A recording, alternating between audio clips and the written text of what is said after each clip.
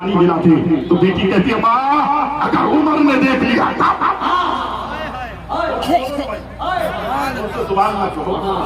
हाथ उठा के कहे या रसूल अल्लाह। बेटी कहती है माँ अगर उमर ने देख लिया। माँ बोली बेटी कोई जरूरी है कि उमर फारूक अभी इस रात की तारीकी में हमारी गली से गुजरे? बेटी उड़ जा और दूध में पानी मिला दे। बेटी कहती है माँ अगर उमर नहीं देखता ना सही उमर का खुदा तो देखता है। बंद कमरे में चले गए नौजवान, बंद कमरे में, बेटियां बंद कमरे में। कभी तो किसी को फिक्र ही नहीं ना, हमारी बेटियां हमारे गांव की बेटी भाग नहीं जाने दो, मोहल्ले की बेटी भाग नहीं जाने दो, मेरे घर की तो नहीं। मेरे आका फरमाते हैं कुल्लो मोमिनुन इख्वा, हर मोमिन आपस में भाई भाई है। किसी को दुख और दर्द हो तो तकलीफ तुम्हें भी होनी चाहिए। तुम मोमिन हो, मुसलमान हो, ईमान वाले हो। बात निकली अल्लाहु अकबर। अमीरुल मोमिनीन रात की तारीकी खत्म हुई, फजर की नमाज पढ़कर उस बेवा औरत के घर पे आ गए। दरवाजा खटखटाया, कहा कौन? अमीरुल मोमिनीन आया है। पूरी औरत करने लगी, बेटी खौफ आ गई। अल्लाह उमर फारूक आए हैं। रात में हम जो बात कर रहे थे शायद सुन लिए हैं। अमीरुल मोमिनीन बैठे, फरमाते तुम्हारे घर में कोई नौजवान बेटी है? पूरी औरत बोलती हुजूर हाँ मेरे घर में एक नौजवान बेटी है। अमीरुल मोमिनीन ने कहा अगर तेरे घर में एक नौजवान बेटी है तो मेरे भी घर में एक नौजवान बेटा है।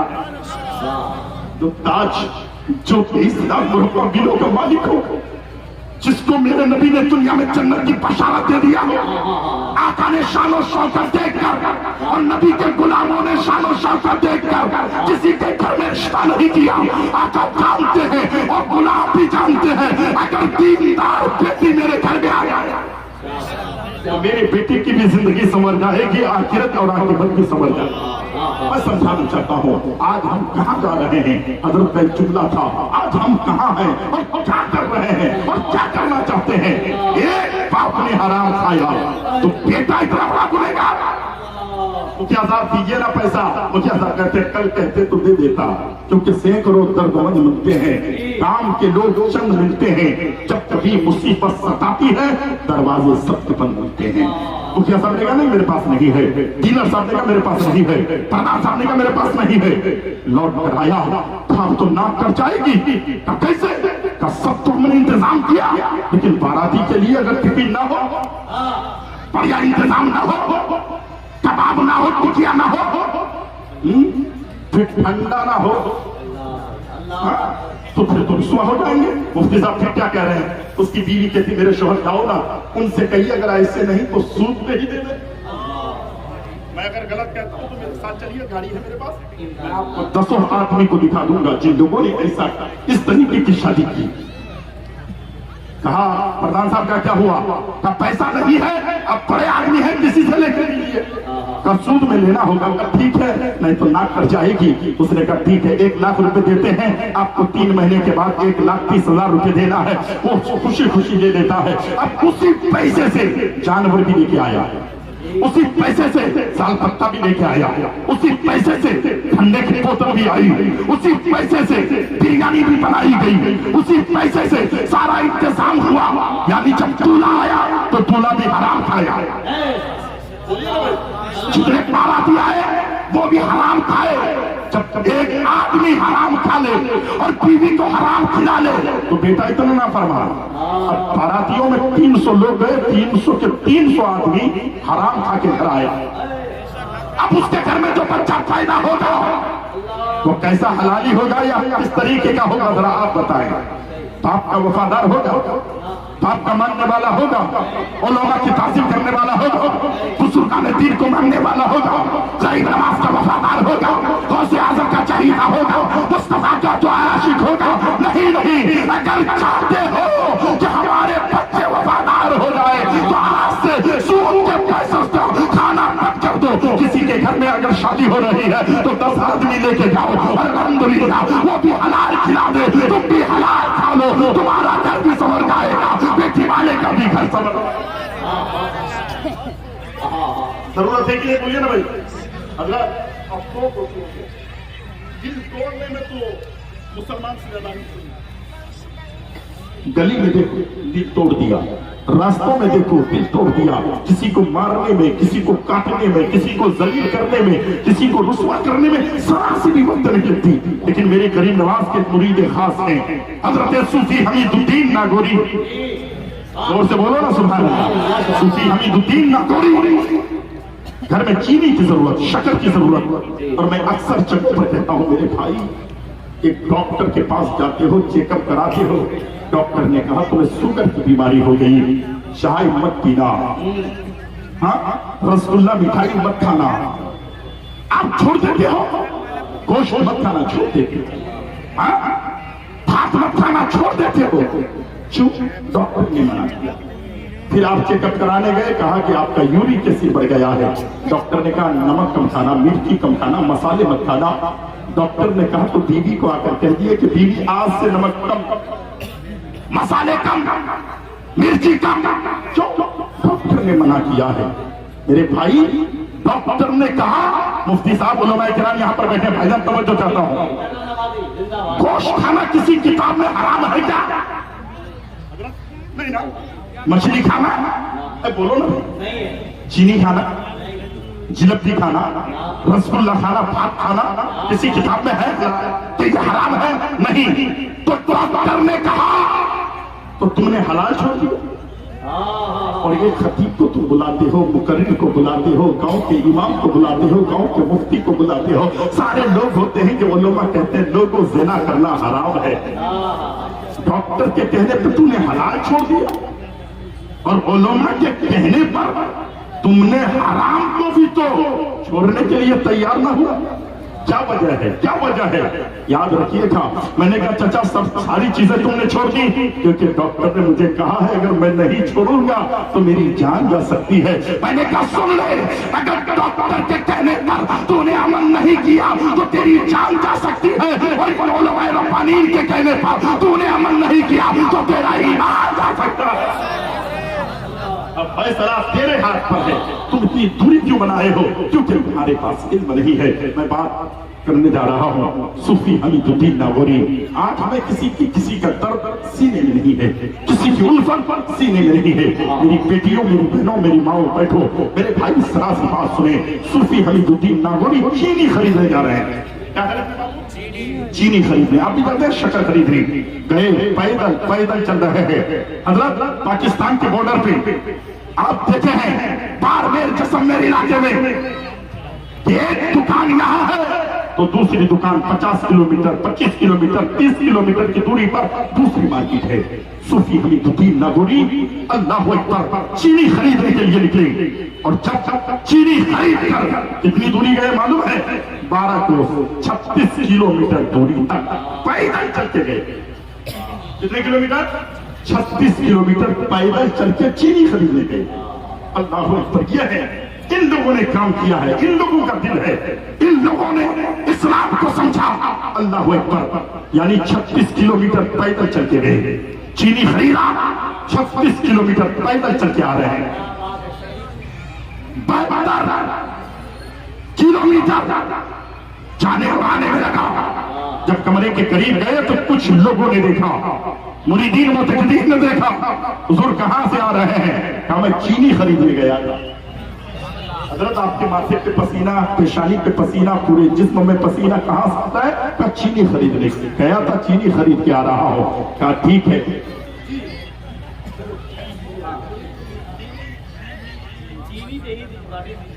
हाँ, इससे पहले कोई बात नहीं हो सकती है।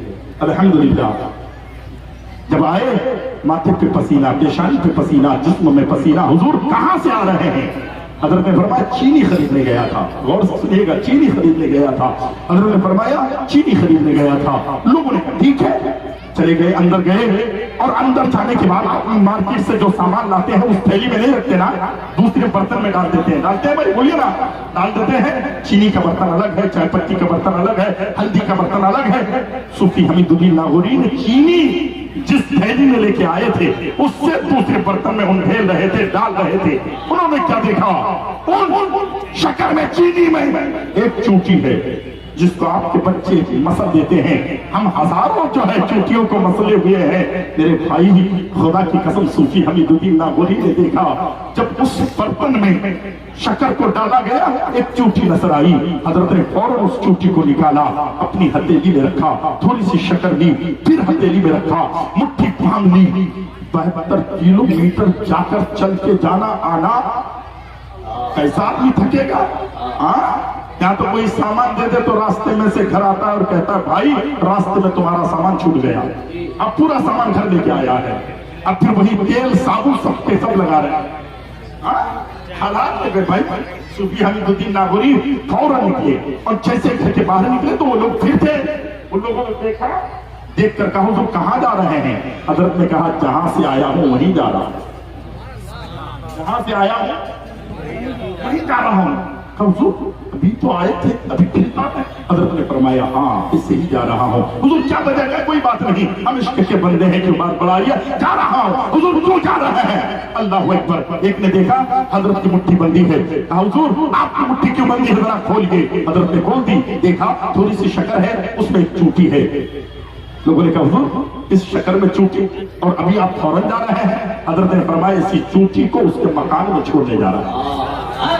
जोर से बोलो, सुभान अल्लाह। इसको वहां छोड़ने जा रहा हूं। जैसे कहा हुजूर इसने तो अपनी जबान से आपसे कुछ कहा भी नहीं, कुछ बोला भी नहीं, लेकिन चूटी को क्यों रखने जा रहे हैं? सूफी हमीदुद्दीन नागौरी ने कहा ऐ मेरे चाहिए तो सुनो, मेरे दिल ने कहा ये चूटी का मकान वहां था, उसको मैं अपने यहाँ लेके आ गया हूँ। मेरे दिल जो है डरने लगा, खौफ खुदा से लरजने लगा। ये चूटी को मैंने उसके घर से बेदखल कर दिया है। ऐसा न हो कि मेरा खुदा मुझे मेरे घर से बेदखल कर दे। इस खौफ से चूटी को मकान में छोड़।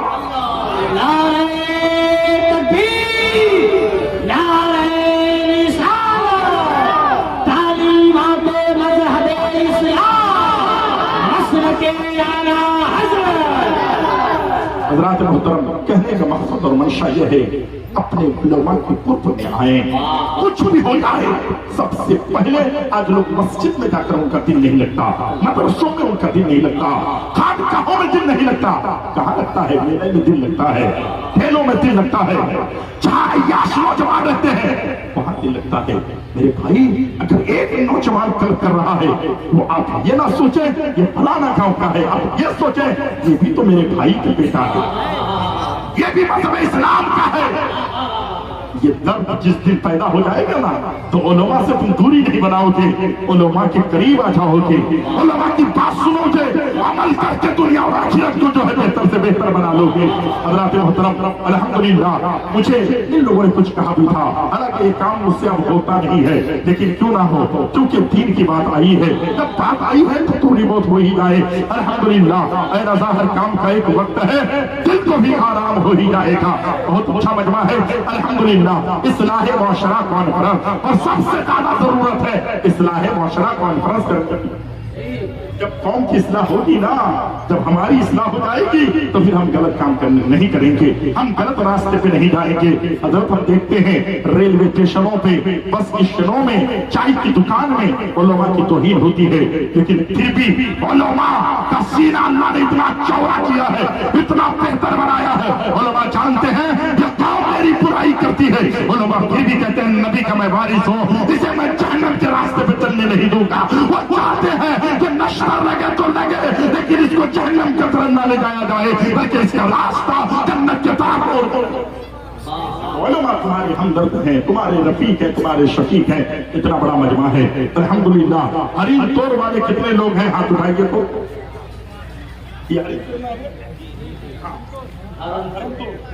अरंतो कितने लोग हैं? हाथ उठाइए भाई। सुभान अल्लाह। अच्छा आप लोग रखिए तो देखते हैं बाहर वाले कितने लोग हैं, हाथ उठाए। सुभान अल्लाह अल्हम्दुलिल्लाह। तो आप ये नहीं समझो कि गांव वाले ही आते हैं, जलसा तो गांव वाले कम सुनते हैं, बाहर वाले ही ज्यादा सुना करते हैं। अल्हम्दुलिल्लाह हरम तोड़ का कोई ऐसा आदमी है जो गौसे आज़म की 11वीं के सदके में सिर्फ 1100 रुपए दे दे। मकान तो बहुत अच्छा अच्छा मैंने देखा है, दुकानें तो बड़ी अच्छी अच्छी देखी है। अल्हम्दुलिल्लाह है कोई इतने बड़े मजमे में जो 1100 रुपए दे दे लेकिन हरम तोड़ का चाहिए। मांगने की अदाओं को देखो, ये ना पूछो कि क्या मांगते हैं, जिंदगी में नबी से मिला दे, ये दुआ सुबह शाम मांगते हैं। हम है बंदे तेरे तू खुदा के, हर घड़ी तुझसे के इल्तिजा है, हमको जन्नत ना दे या इलाही, हम दरे मुस्तफा है कोई हरम तोड़ वाला। और अल्हम्दुलिल्लाह कमेटी के 2 नौजवान, 2 छोटे छोटे बच्चे 2 रुमाल लेकर के जो है हमारी माँ और बहनों की तरफ चले जाएं, क्योंकि जब ये मेरी माँ और बहनें देने पे आती है तो कान की बालियां तो दे दी है, हाथ के कंगन दे दी है, पैर के पाजाब दे दी है, गले के हार तक दे दी है। और जब इन माओ ने देने पर आई है तो 6 महीने के बच्चे को इस्लाम के लिए कुर्बान। ये मेरी माएँ हैं, बच्चों को भेजें। हरम तोड़ वाला कोई ऐसा नहीं है जो 1100 रुपए देना। यकीन है हजरत, मुझे यकीन है किसी के चाहने से कुछ नहीं होता। मेरा रब जिसको तौफीक देता है वो खड़ा हो जाता है। कोई पूरे गांव के एक नौजवान जो सिर्फ